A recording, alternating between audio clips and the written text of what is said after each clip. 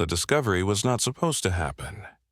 Workers at the old seminary in rural Massachusetts were clearing out the crumbling basement of a building that had stood for nearly half a century.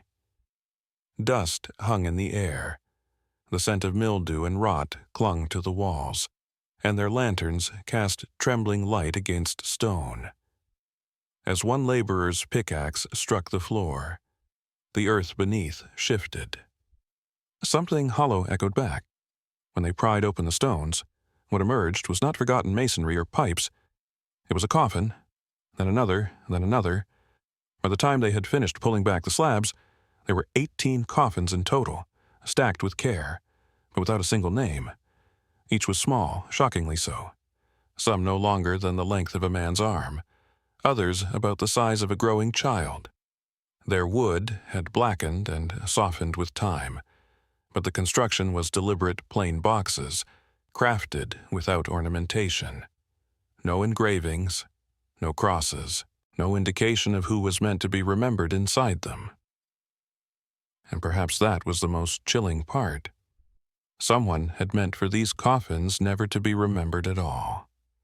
The town buzzed with whispers. Was this a mass grave of disease victims? A burial ground forgotten during an epidemic? Or was it something darker, something the church wanted hidden beneath its own foundations? The seminary had always carried with it a reputation of secrecy. Parents sent their children to be educated in God's Word, yet stories spread that some never returned. A handful of families left Massachusetts swearing never to speak of the school again. Now, looking at the coffins, people wondered had those families carried grief they dared not admit aloud. It is easy to dismiss such findings as exaggeration, but when bones are found where records are silent, the silence speaks louder than words. Who were they? Why were they buried without ceremony? In a place meant for learning and prayer, these were not paupers' graves in a forgotten field. They were hidden beneath holy ground. The workers who first uncovered the coffins said they felt watched as they pulled them free. Lantern flames bent strangely, as if air itself recoiled. One man swore he heard a faint sigh when the first lid was touched. Another claimed that, as he lifted a coffin, the weight was far too light, almost as though nothing remained inside. But when he pressed his ear close, he thought he heard the sound of shifting within, like tiny grains sliding against each other. News spread quickly, but official statements lagged behind. The seminary leaders issued a hurried announcement that the coffins must have been old memorials, symbolic of spiritual lessons, perhaps created for sermons or ritual displays long forgotten. Yet the townspeople had their doubts. Who constructs 18 coffins in secret, places them carefully beneath stone, and never once records the act? Why would a Christian seminary hide symbols of death beneath its foundation? Some speculated that the coffins were related to a fever outbreak. Children of local families who perished and were buried discreetly to prevent fear. Others muttered about forbidden rites, about the strange light people had once claimed to see flickering from the seminary windows past midnight. In those nights, the wind carried sounds that were not quite hymns, but not quite cries either. The hook of this story lies not only in the coffins themselves, but in the chilling absence of answers. For every possibility offered, a greater unease emerged. If they were epidemic victims, why no prayers, no gravestones, no records? If they were merely symbolic, why were they crafted so convincingly, with lids sealed tight and weight suggesting remains inside? If they were students, then whose children had gone missing? And why had no one spoken, as history reminds us? Silence is often more deliberate than noise. Documents go missing, witnesses keep their mouths shut, and what remains is not truth but suggestion. That is what makes this case so terrifying. It is not what we know, it is what we will never know. Imagine standing in that basement in 1872 lantern trembling in your hand, dust filling your lungs, staring at row after row of nameless coffins. Would you dare to open them? Would you risk seeing what they contained, or worse, confirming they were empty? Perhaps that is why so many stories about this seminary survived in whispers rather than records. Fear preserves memory in its own way, and so, the first chapter of our tale begins with a question, one that has haunted historians, townsfolk, and curious storytellers for over a century. Who were the 18 souls hidden beneath the seminary, and what compelled those in power to keep them nameless? If you love dark, forgotten history, consider subscribing to this channel because there are stories buried in the past that America desperately tried to erase. Tell me in the comments where are you watching from, and what time of night is it where you are, because as you hear this tale, I want you to imagine if such secrets could lie beneath the ground of a place meant for faith and learning. What might be hidden beneath the very buildings you walk past every day? The answers are never simple, and in this story, they only grow darker. The seminary that would one day become infamous for its hidden coffins was born of lofty promises. In the early 1800s, Massachusetts was a place of religious revival, where faith was not just a Sunday habit but the very marrow of community life. In 1813, a group of ministers and wealthy benefactors purchased a stretch of land outside a quiet town, promising a school that would raise up the next generation of clergymen. Its mission was written in glowing letters to educate boys in Scripture, discipline, and moral virtue. The building rose like a fortress 4 stories of gray stone, with tall, narrow windows and a bell tower that peered down on the surrounding fields. To townsfolk, it seemed more like a monastery than a school. The bells rang at dawn and dusk, marking the rhythms of prayer, while boys in stiff uniforms marched in strict lines across the courtyard. From the outside, it was the image of piety, but inside, shadows gathered early. From the very beginning, the seminary carried an uneasy aura. Its rules were severe, far stricter than the parish schools most children attended. Students were forbidden to speak outside of recited scripture during meal times. The dormitories were inspected at night by candlelight, and punishments were whispered to be crueler than most parents could imagine. Yet the founders justified everything under the banner of holiness. Discipline, they said, was a path to salvation. Parents who sent their children there often believed they were giving them the best chance at a future in the church. But strange stories trickled back. A boy returning home for the summer looked thinner, his eyes sunken, as though sleep had abandoned him. Another spoke of chants echoing at night that were not in any prayer book. Families who questioned the seminary's methods were reminded that God's will sometimes required sacrifice. Most remained silent, fearful of appearing irreligious. It wasn't only the students who noticed oddities. Farmers who worked the fields nearby claimed the seminary seemed strangely active long past midnight. Candles glowed in the tower at odd hours, and one man swore he saw a procession of hooded figures moving through the courtyard without sound, their steps as synchronized as soldiers. When asked, the seminary's leaders dismissed these accounts as gossip. But unease lingered. The town tolerated the seminary because it brought prestige and, in some cases, financial support. A school tied to the church meant outsiders would look upon the village with respect. Yet, the respect came with a cost. Whispers of missing boys began as early as the 1820s. A family in the next county claimed their son never returned from the term. When they demanded answers, they were told the child had left suddenly, bound for apprenticeship elsewhere. The parents were urged not to tarnish his memory with wild accusations. Nothing was written in the official ledgers. The family moved away not long after. Others noticed that the seminary never displayed graves for the few deaths it did admit. Accidents happened, they said. Illness came. But the students who perished were never buried in the town cemetery. Private arrangements were always the explanation.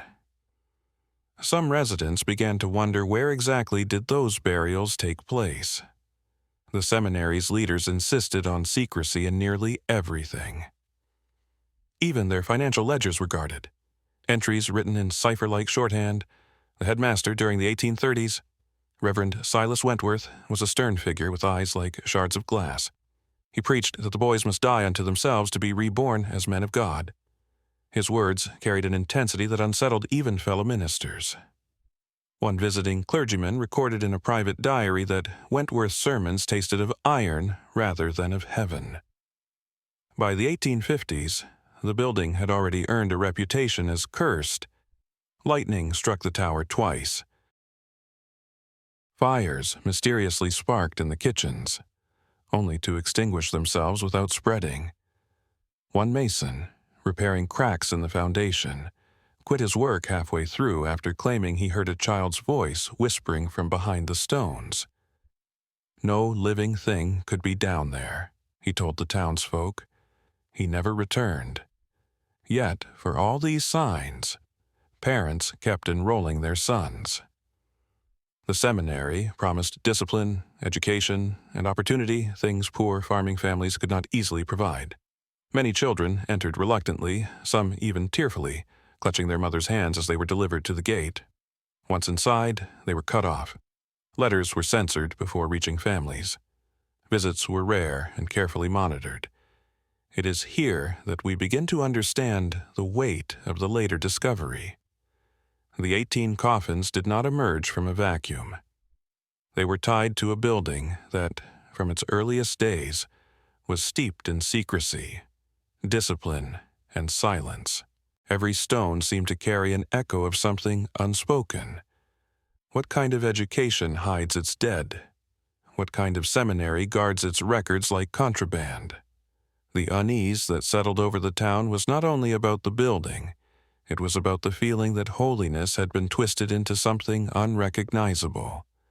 And still, one must ask, were the townsfolk complicit? They saw, they heard, they whispered among themselves. But few confronted the truth directly. Fear of the church was fear of social death, and so they let the seminary stand, unchallenged, its reputation both revered and feared. The origins of this place remind us that evil does not often arrive in monstrous form. It comes clothed in respectability, in stone walls, in sermons that promise salvation. And perhaps that is the most frightening part of all. By the mid-19th century, the seminary had already become an object of hushed suspicion. Students who passed through its halls spoke of things they could never fully explain, as though memory itself resisted being put into words. Those who managed to tell their stories decades later often broke into pauses, their voices carrying the weight of something too heavy to name. The whispers began innocently enough. A boy recalled being woken in the night by footsteps echoing down the corridor. He assumed it was a teacher making rounds, until he noticed that the steps were too many, too synchronized like a procession. When he peeked through the crack of his door, he swore he saw a line of hooded figures gliding past, their faces hidden, their hands clasped as if in prayer. Yet no chapel service was scheduled at that hour. The boy confessed this to a classmate, who only shushed him, saying, "Do not ever mention the night processions. They will know." Others remembered the sound of crying, not the sobs of homesick children, but thin, piercing cries, muffled as though coming from beneath the floors. One student described pressing his ear against the cold stone at the foot of his bed and feeling vibrations that did not match the silence above. Sometimes the cries were joined by whispers, words too faint to decipher. Was it imagination born of exhaustion, or was the seminary itself alive with something that could not be explained? The teachers dismissed such fears as childish fantasy. They emphasized discipline and obedience, reminding the boys that imagination was a tool of sin. Yet, even among staff, rumors persisted. A kitchen maid once claimed she saw the headmaster carrying a bundle wrapped in cloth through the back stairwell after midnight. The cloth was stained dark at the bottom, dripping faintly as it swung. When she asked about it the next morning, the headmaster's eyes narrowed and he told her never to speak of what she thought she saw. She left the seminary within the week and never returned. Then there were the locked doors. Whole sections of the basement were forbidden to students and even most faculty. Heavy iron locks sealed them, and the keys were said to rest only with the headmaster and a select few priests. Boys dared each other to approach, pressing their ears against the cool metal. Some swore they heard chanting from the other side. Others claimed the silence itself was too deep, as though the rooms beyond were not merely empty, but void. The townsfolk, too, carried their unease. Farmers complained that their cattle balked at passing the seminary gates at night. Dogs howled and refused to step closer. A midwife who lived nearby said she would hear bells tolling from the tower at impossible hours, long after midnight, though no one admitted to ringing them. Once she swore she saw the tower windows blazing with candlelight, shapes moving behind the glass. But when she brought neighbors to witness, the lights had vanished. Not all students survived their time there. Records of illness and sudden departures became more frequent as the decades passed. Yet families rarely protested. Fear of questioning the church kept most silent, and those who did speak out often found themselves shunned. One grieving father accused the seminary of hiding the truth about his son's disappearance. Within months, his farm was mysteriously burned to the ground, and he left the county in disgrace. The message was clear: the seminary's secrets were to remain untouched. But secrets cannot remain buried forever. Survivors who reached adulthood carried the scars of their experiences. Some spoke of nights when the teachers gathered the students into the chapel and extinguished every light. They were told to kneel, blindfolded, while strange incantations were recited. The boys never understood the language, but the tone was not prayerful. It was urgent, guttural, almost pleading. When the lights returned, the priest reminded them that obedience meant forgetting. Memory is temptation. One boy recalled hearing, "Forget, and you are saved." Others remembered punishments that bordered on ritual. A boy caught speaking after curfew was taken to the cellar. He returned days later, pale, trembling, unable to meet anyone's eyes. He never said what happened, but his hands shook uncontrollably for the rest of his time there. Another who tried to run away was brought back by faculty and confined in a small stone chamber for a week.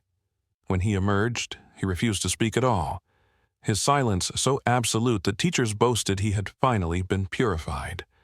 The whispers spread into town taverns, where laborers spoke of dark halls where prayers wrought into something else. Yet, the more disturbing the rumors, the stronger the wall of silence from the church.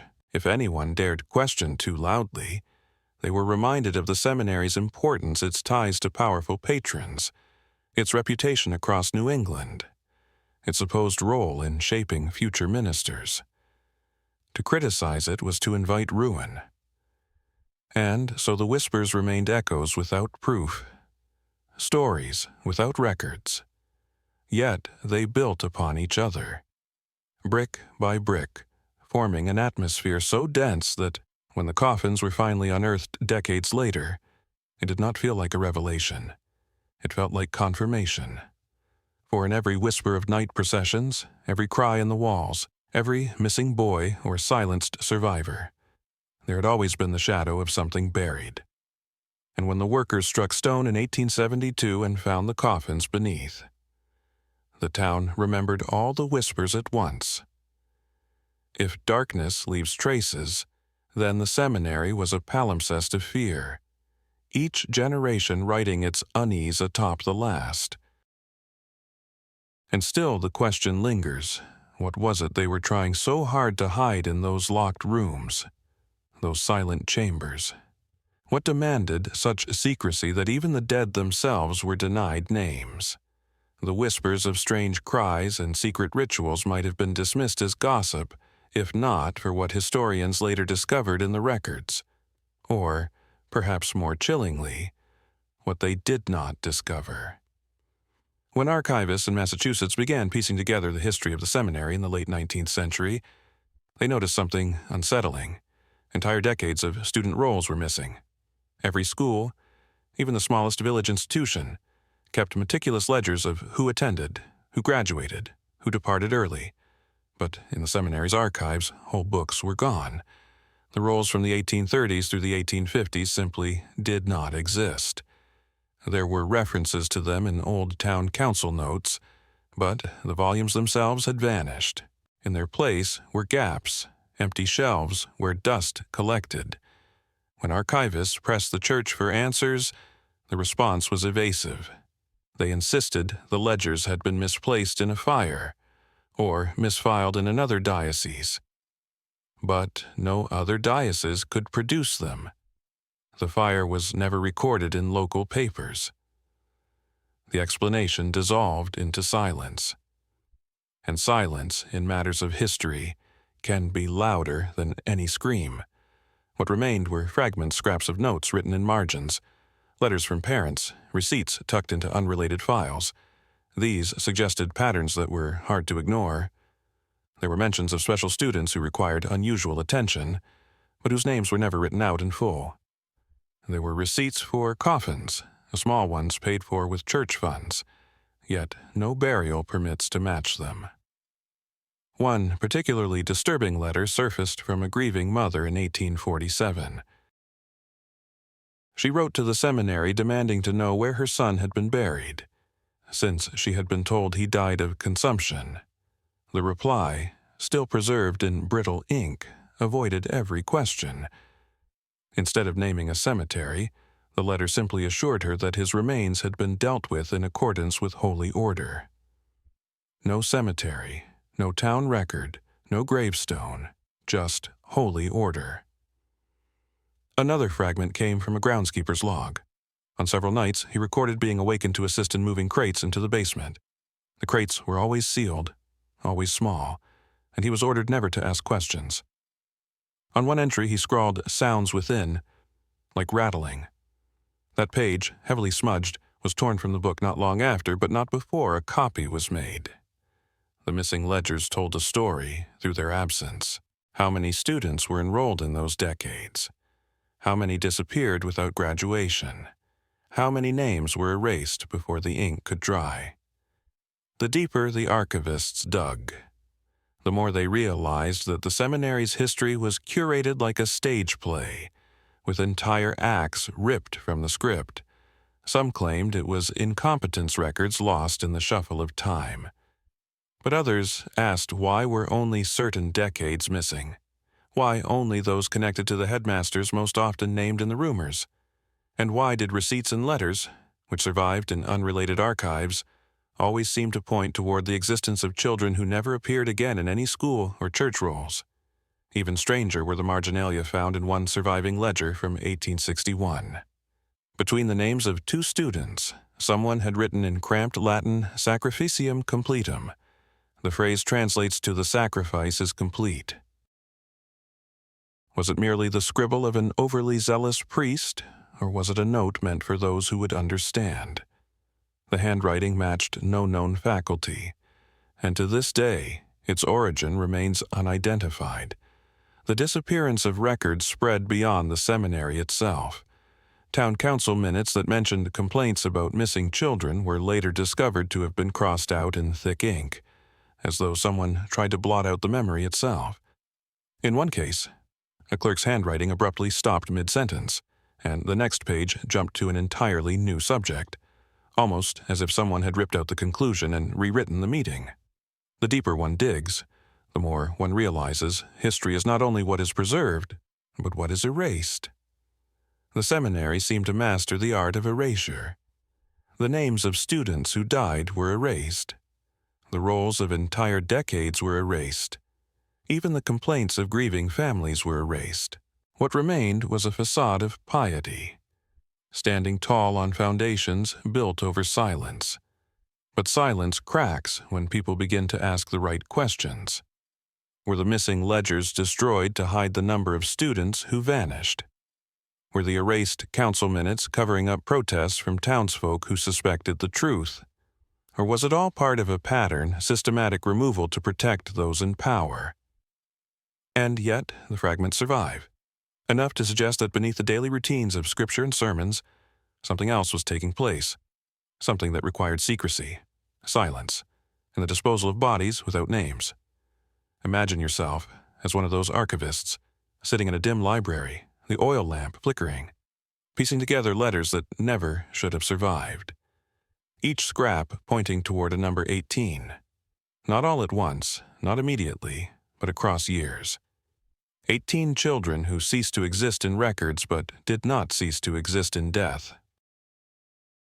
Their remains would not be found until decades later, hidden in coffins where their names had been stripped away. What kind of institution requires such careful removal of history? What could be so damning that even ink and paper had to be destroyed to protect it? The missing records are not an absence. They are a presence, a void that demands to be filled with our darkest suspicions. And in that void, the seminary's walls still seem to whisper. There are few things more haunting than the words of those who lived through an experience but could never fully escape it. In the case of the Massachusetts Seminary, the most chilling pieces of evidence did not come from ledgers or letters, but from the memories of those who once walked its halls. Survivors' students who left before finishing their studies, or staff who abandoned their posts carried fragments of a nightmare they could not entirely explain. And when some of them finally spoke, decades later, their testimonies revealed glimpses of a hidden world inside the stone walls.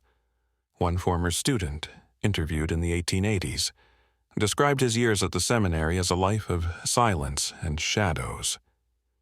He recalled the first time he was punished for disobedience he had spoken to another boy after evening prayer.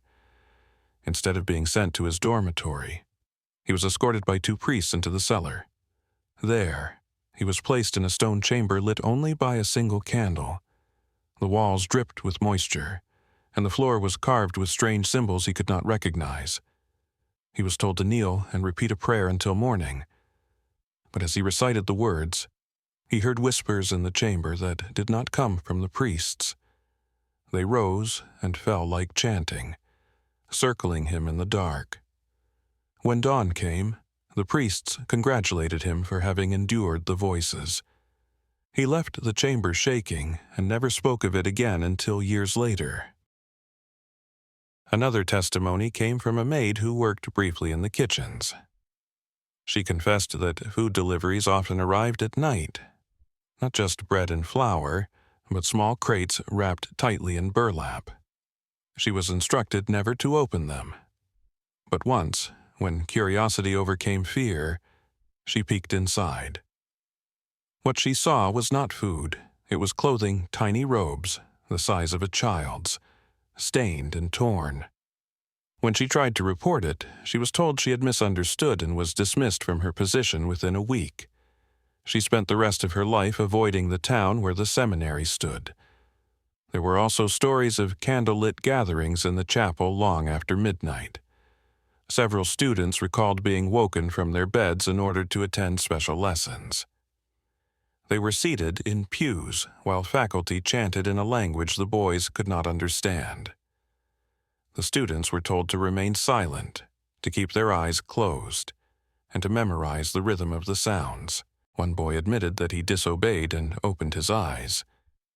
What he saw terrified him for life, a small coffin placed at the altar, surrounded by priests whose faces were concealed behind black veils. He swore that the coffin shifted during the ritual, as though something inside was moving. Not all who attended these ceremonies survived. A boy named Matthew was said to have fallen ill afterward, his skin paling, his voice nearly gone. When he disappeared from the dormitory, the teachers told the others he had been sent home. But when one of the students managed to ask Matthew's family years later, they insisted he had never returned. His name never appeared in the records again. The testimonies carried similarities, even though they came from different people, years apart. Whispers in the cellar, coffins at the altar, crates delivered in the night, and always, always the command to remain silent. The punishments for speaking were severe. A survivor recounted that a classmate who dared to tell his parents about the lessons was beaten so harshly he could no longer walk without limping. Soon after, he too disappeared. Perhaps most unsettling were the testimonies from teachers who left. One priest, writing anonymously, described feeling trapped in a system he no longer believed in. He claimed the headmasters had introduced rites not sanctioned by the wider church, rituals said to purify the boys' souls, but which seemed instead to break them. He wrote, "I could not endure the sound of children praying in fear. I could not abide the coffins carried through the halls." Shortly after writing this, he resigned and vanished from public life. His letter survived only because it was discovered in a collection of private correspondence decades later. Were these testimonies exaggerations?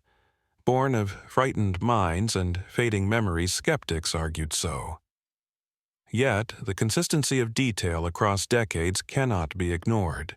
Different people, in different times, describing the same shadows, the same coffins, the same whispered commands to forget.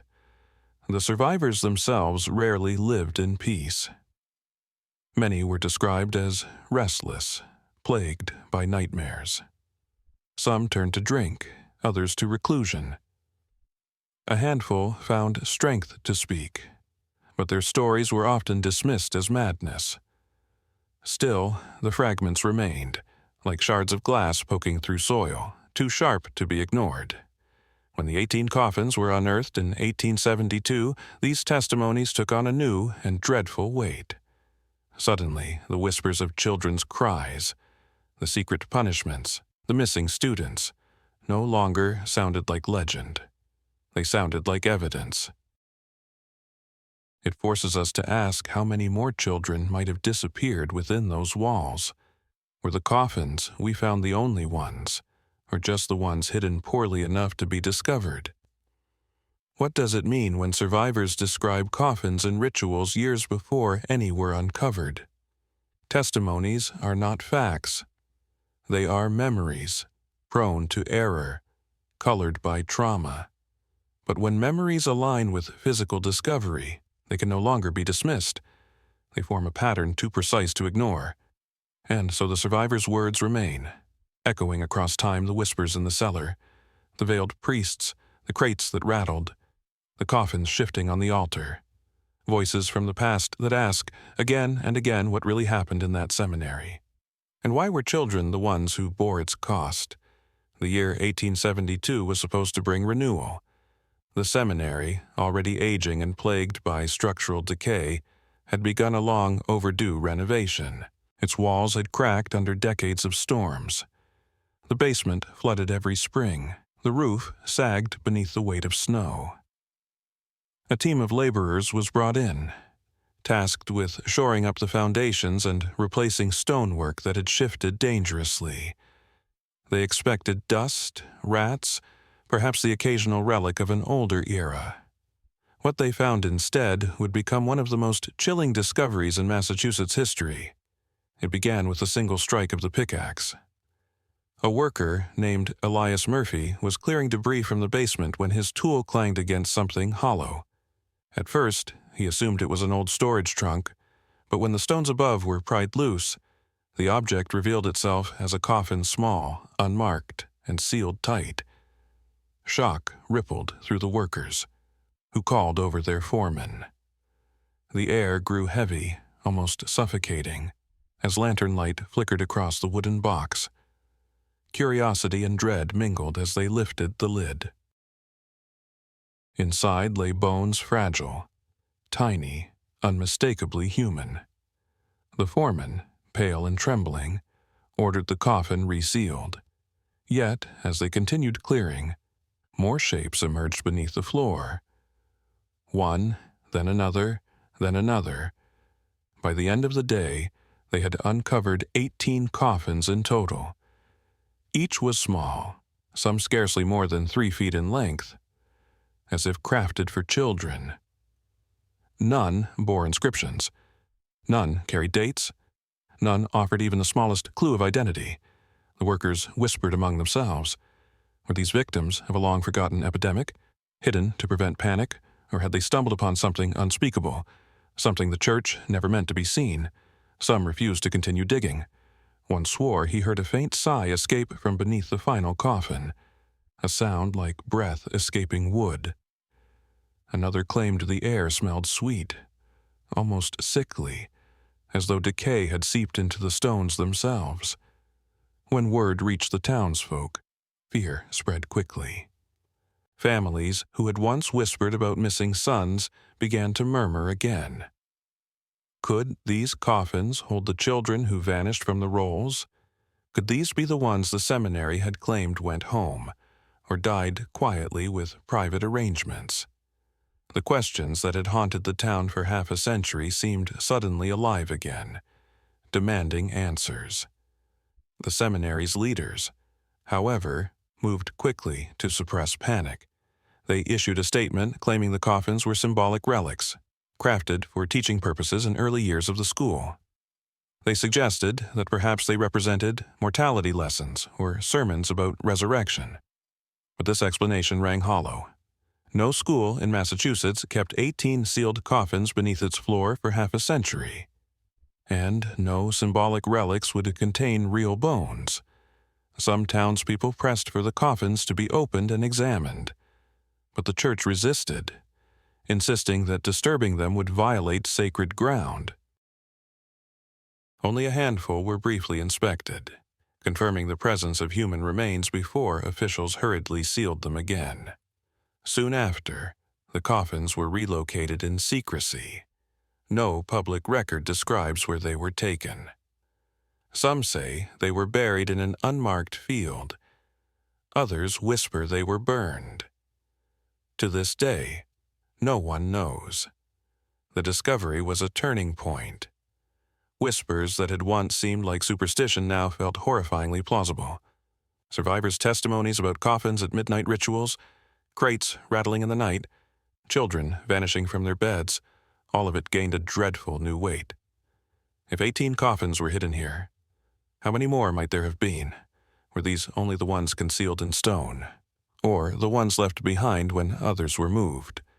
The workers themselves never forgot what they saw. Elias Murphy left the renovation crew not long after, claiming his dreams were haunted by the sight of small bones arranged neatly within wood. Another laborer, Patrick Doyle, swore his lantern went out on its own the moment he touched the third coffin. He relit it, only to find the wick burned clean through, as if consumed by something unseen. His story spread in taverns, adding another layer of fear to an already trembling community. As weeks passed, a strange silence settled over the seminary. No one spoke of the coffins publicly. The church forbade it. Yet the town carried the weight of the discovery like a wound that would not heal. Mothers looked at their children differently, clutching them tighter.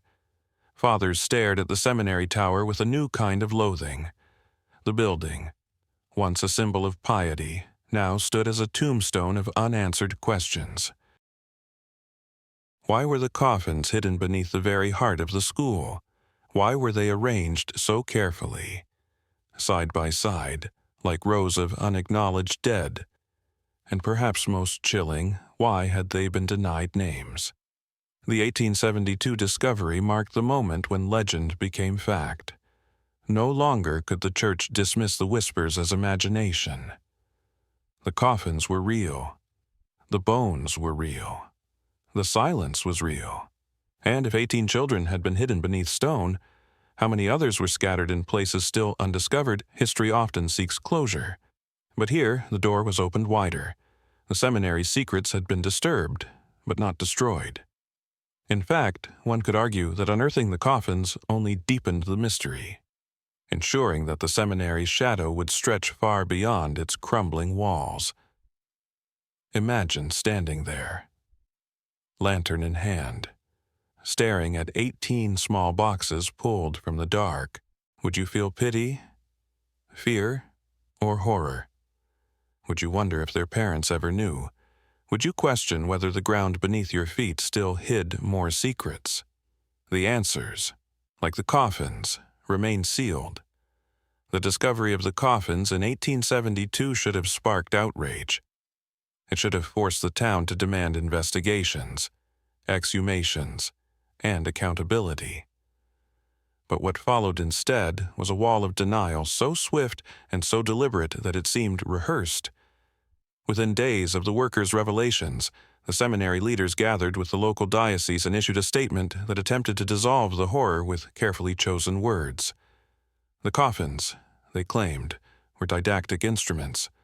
According to the priests, early educators at the seminary had constructed symbolic coffins to remind students of mortality, an ancient Christian practice known as memento mori. The bones, they insisted, must have been animal remains or relics from earlier cemeteries, misinterpreted by frightened workers. To question this explanation, they implied, was to question the wisdom of the church itself. Yet the workers had seen human bones with their own eyes. They spoke of small skulls, fragile rib cages, and the unmistakable curve of tiny spines. Still, their protests were drowned out by authority. Foremen were pressured into silence. Wages were suddenly increased, as though fear could be bought off. Elias Murphy, the first man to strike the stone, later confessed that a priest visited him at night and warned that if he continued spreading lies, he would be excommunicated. For a devout Irish Catholic, the threat of spiritual exile was enough to muzzle him. The townsfolk, however, remained restless. Families who had lost children decades earlier felt the discovery confirmed their worst fears. Some gathered outside the seminary gates demanding answers, but the church responded with sermons, framing the outrage as hysteria.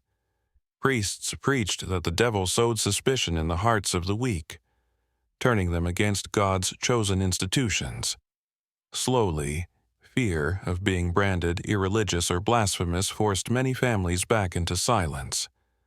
The diocese's denial went further than words.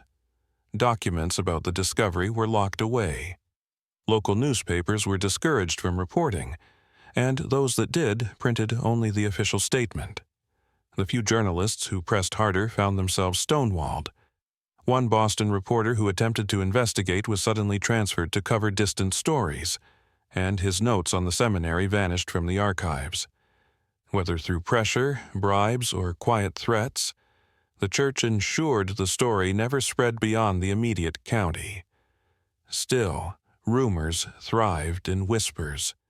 Townspeople muttered that they had seen wagons leaving the seminary at night, carrying crates covered in cloth. Some believed the coffins were moved in secret, buried in an unmarked field where no one would find them. Others claimed they were burned, the smoke rising in the early hours when the town still slept. The official record remained blank, but the memory in the community refused to die. One of the most chilling moments came when the bishop himself visited the seminary to address the faculty and students. He stood in the chapel and declared that the discovery had been a misunderstanding. "There are no children buried here," he proclaimed, his voice echoing against the stone walls. "There never were." But as he spoke, several students later confessed. They felt a cold draft sweep through the chapel. Some swore they heard a faint knocking from beneath the floorboards, like fists against wood. None dared to look down. The denial raised as many questions as the coffins themselves. If they were truly harmless relics, why were they removed in secrecy? Why forbid public inspection? Why threaten the workers who had found them? Each effort to suppress the truth seemed to confirm guilt rather than erase it. The church's explanations also strained belief. Memento mori practices were known in Europe, but they rarely, if ever, involved full coffins, much less coffins filled with bones. And why 18? Why precisely that number? Historians later asked whether the number corresponded to something 18 missing students, 18 years of rituals, or perhaps a cycle of sacrifices meant to fulfill some obscure doctrine. The Church never addressed such questions. In time, the narrative shifted. The coffins faded into rumor, treated as a footnote in town history rather than a scandal. The seminary continued to operate for a few more years, but its reputation never fully recovered. Enrollment dwindled. Families grew hesitant to send their children. By the 1880s, the institution closed quietly, as halls left to rot. The official story recorded in church documents remained simple declining finances, nothing more. The coffins were never mentioned again. Yet the denial itself became part of the mystery.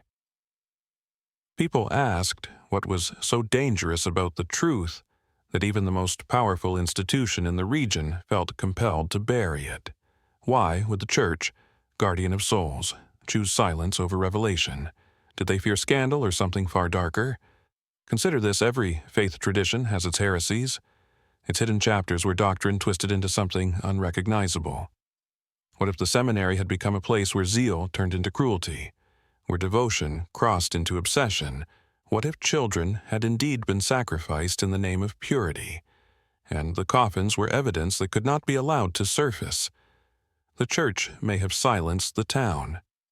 It may have hidden the coffins, but in doing so, it planted a deeper suspicion, one that has never gone away. Denial can erase words from newspapers, but it cannot erase the memory of those who stood in that basement and saw with their own eyes. And so the seminary's shadow grew, not diminished, by the denial.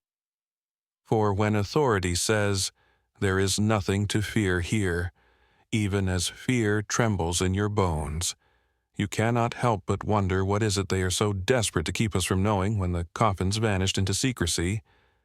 Explanations soon gave way to theories. By the late 19th century, writers, doctors, and occultists alike began speculating about what had truly taken place inside the seminary. Each theory was more disturbing than the last, yet none could be disproven. The absence of facts left a void, and into that void poured imagination, suspicion, and dread. One school of thought came from early medical historians. The 1800s were an age of crude experimentation, when anatomy schools and physicians often struggled to obtain cadavers legally. Grave robbing was rampant. Poor families dreaded the thought of their loved ones being stolen from cemeteries for dissection. Could the seminary have been complicit in such practices? Some believed the coffins contained children used as subjects for medical study. Perhaps the priests had partnered with physicians, offering bodies in exchange for money or influence. The absence of records, the secrecy of burials, these aligned too neatly with the shadowy trade in human remains that plagued the era. Yet, the medical theory did not fully explain the whispers of rituals and midnight ceremonies. For those details, others turned to darker interpretations. Occult societies had flourished in New England's hidden corners. Seances, spiritualist circles, and forbidden rites fascinated intellectuals and ministers alike. Could the seminary, behind its walls, have mingled scripture with occult practice? The survivors' testimonies of candlelit gatherings, blindfolded prayers, and coffins on the altar suggested something far more ritualistic than science. Perhaps the children were not subjects of dissection, but sacrifices and ceremonies meant to bind spiritual forces. Historians noted peculiar parallels. In several European monasteries of earlier centuries, there were accounts of pact rituals, where the blood of innocents was rumored to seal divine covenants. Though long dismissed as legend, such stories bore unsettling resemblance to what students at the seminary described. If even a fraction were true, then the Massachusetts institution may have hidden not merely crimes, but blasphemies. Then there was the theory of zealotry, a theological extremism that demanded purity at any cost. Some suggested that sickly or disobedient children were quietly eliminated. their deaths framed as purifications. In an age when sin was preached as hereditary, perhaps these children were deemed beyond redemption. The coffins, then, would be the remnants of a brutal ideology disguised as faith. Each theory drew support from fragments of evidence, yet none provided closure. What made them more terrifying was that each could be possible. Were the bones victims of medical ambition, occult sacrifice, or religious zeal, or were they, in some way, all three occult investigators who visited the abandoned seminary years later claimed to feel an oppressive atmosphere. One described entering the old chapel and hearing faint scratching beneath the floor, as though fingernails dragged across wood. Another swore his lantern dimmed whenever he stood near the pulpit, only to flare again when he stepped away. These accounts, though anecdotal, fueled the idea that something unholy had been invited into the building and never truly left. The medical explanation resurfaced in the 20th century, when scholars uncovered receipts linking the seminary to a Boston physician known for controversial experiments. The physician's notes, however, never mentioned children. Still, the connection raised questions: were the seminary coffins evidence of a supply chain for corpses? And if so, why hide them beneath the floors instead of disposing of them quietly? As most body snatchers did again, the pieces refused to fit neatly together.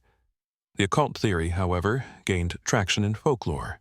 Local tales described black-robed priests gathering by moonlight, chanting Latin not found in scripture. Some versions claimed the rituals sought to resurrect the dead, using children as vessels for wandering souls. Others whispered of attempts to invoke angels through sacrifice angels that never came. Instead, what lingered was darkness, echoing in cries heard by students who pressed their ears to the floor at night. None of these theories could be confirmed, but perhaps confirmation was never the point. What unsettles most is how plausible they all seem, in an institution cloaked in secrecy, where records were destroyed and survivors silenced. Any explanation feels possible. And when bones appear where names are erased, the line between theory and truth blurs. Theories are not merely guesses, they are mirrors, reflecting the fears of those who propose them. Doctors saw medical exploitation. Occultists saw ritual sacrifice. Parents saw cruelty disguised as discipline. And perhaps each saw a piece of a puzzle larger than any one perspective. But here lies the question for us: which theory is worse, to imagine children carved apart in the name of science, their bodies hidden beneath stone, to picture priests chanting over tiny coffins, offering souls to forces they did not understand, or to confront the possibility that human cruelty, dressed in religious devotion, justified the deliberate destruction of innocent lives? The seminary offers no answers. It gives us bones without names, coffins without inscriptions, and silence where records should be. Into that silence, we pour our darkest imaginings. Perhaps that was the intention all along.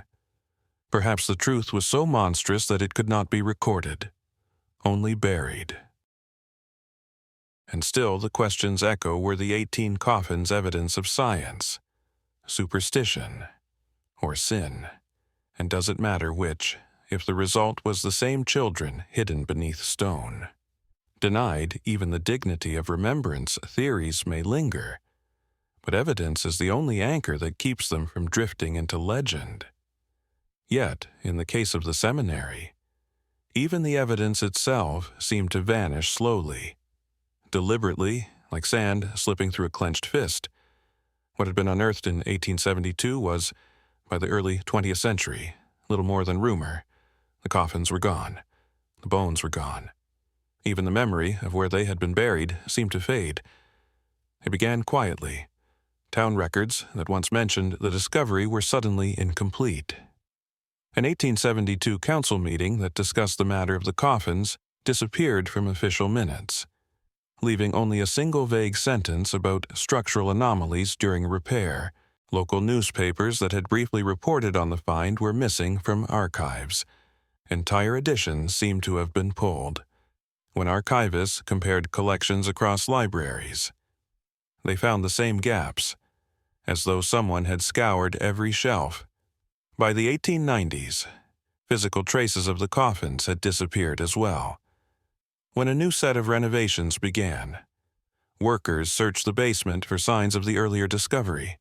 They found nothing. The earth had been filled in, the stones reset.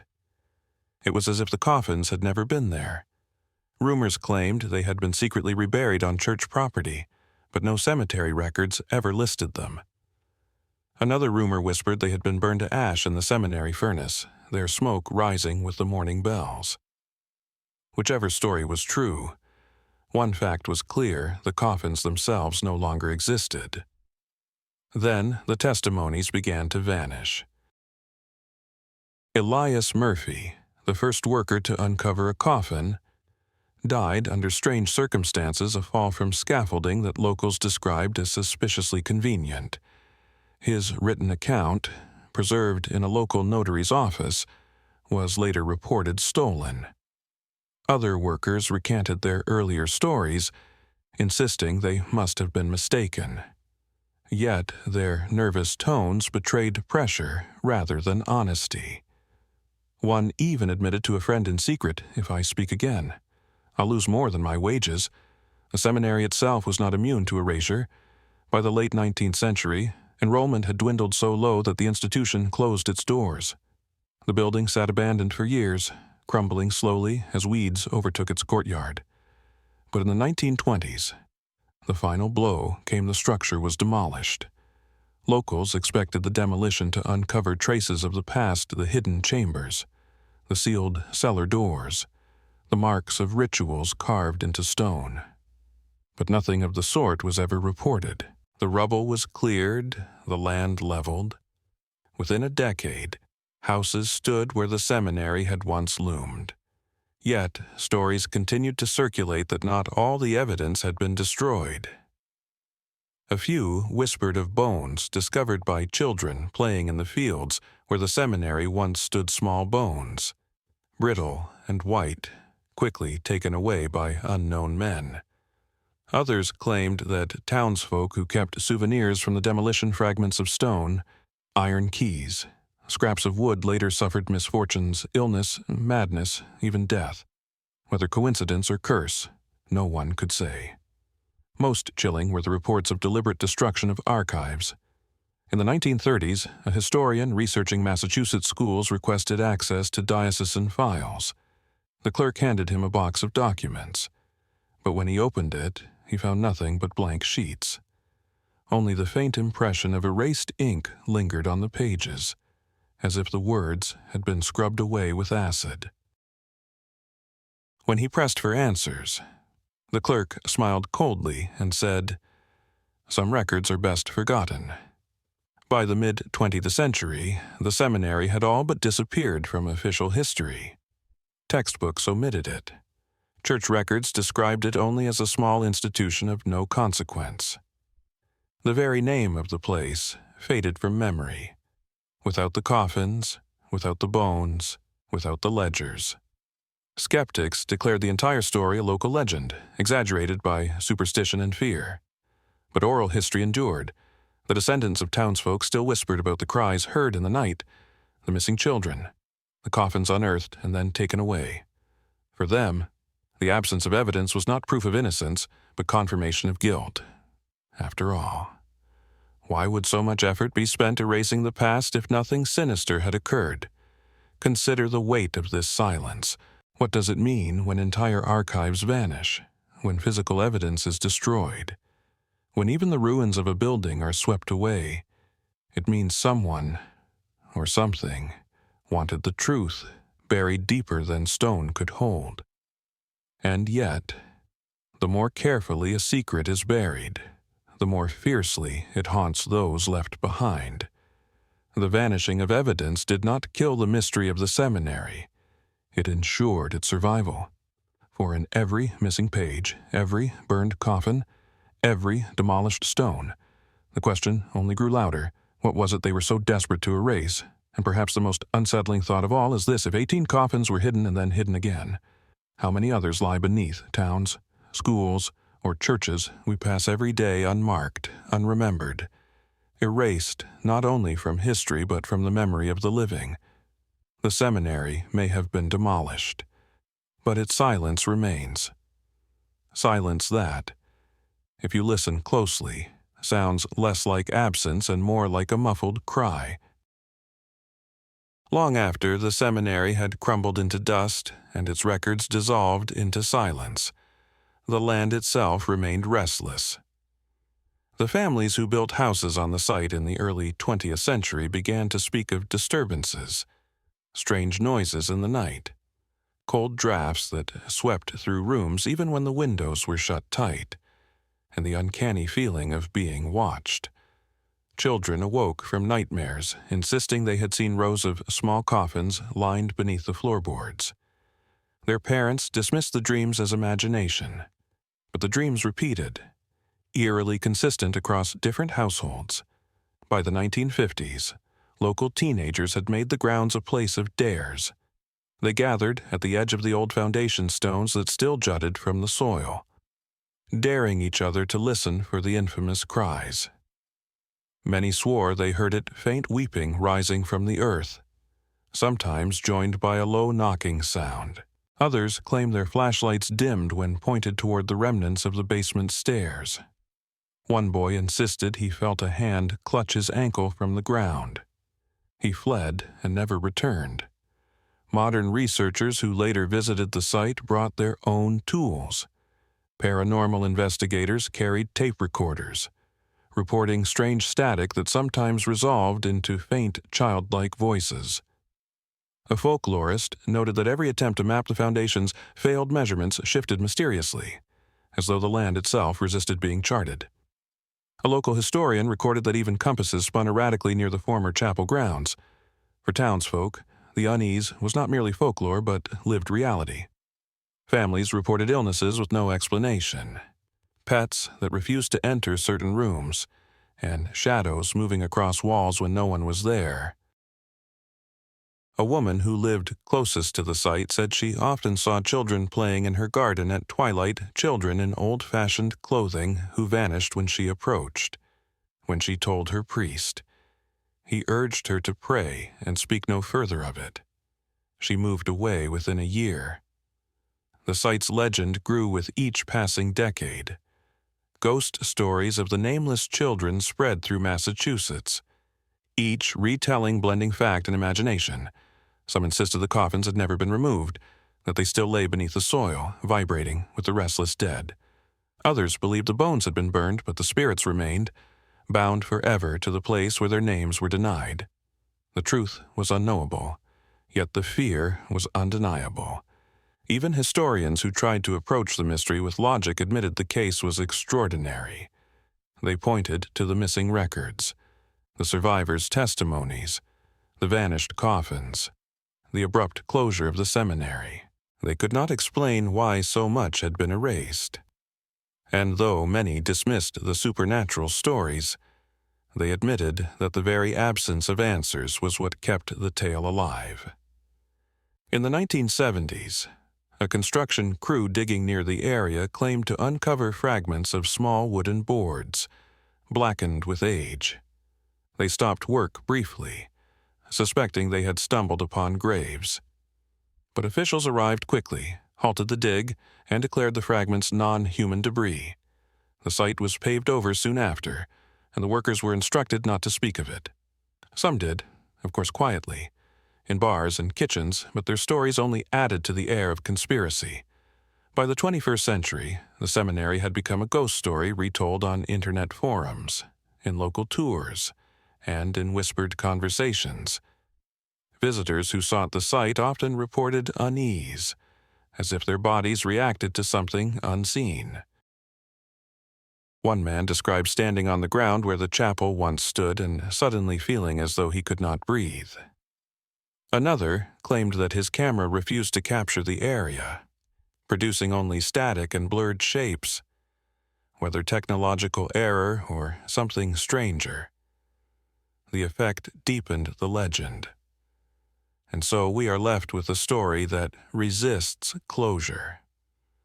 The seminary that promised to nurture faith instead left behind coffins without names. The church that should have sought truth instead cloaked itself in denial. The records that could have provided answers were deliberately erased.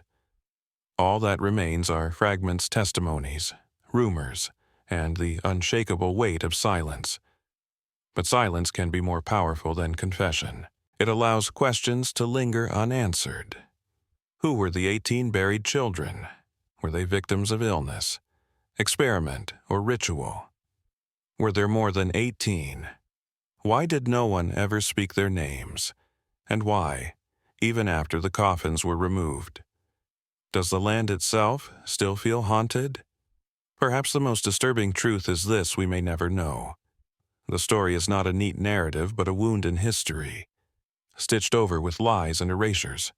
Yet the wound continues to throb, demanding attention.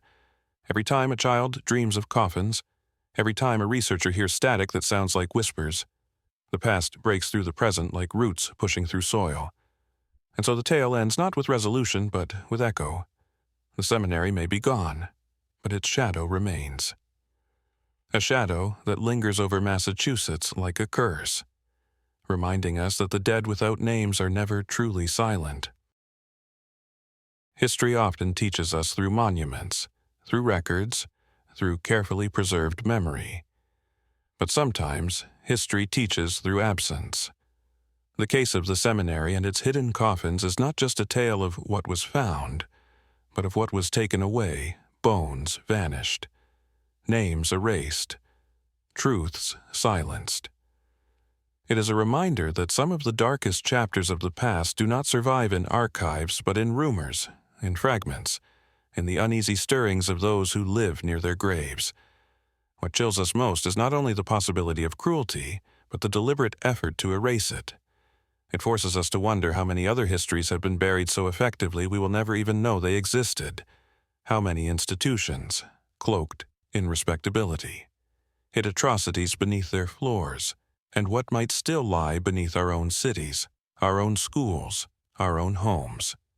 The seminary's 18 coffins may be gone, but their silence speaks louder than any sermon. They ask a question that will never rest. What do you believe really happened? Were they victims of science, zealotry, or something darker still? Leave your thoughts below, because these forgotten children may never speak for themselves. But we can speak of them.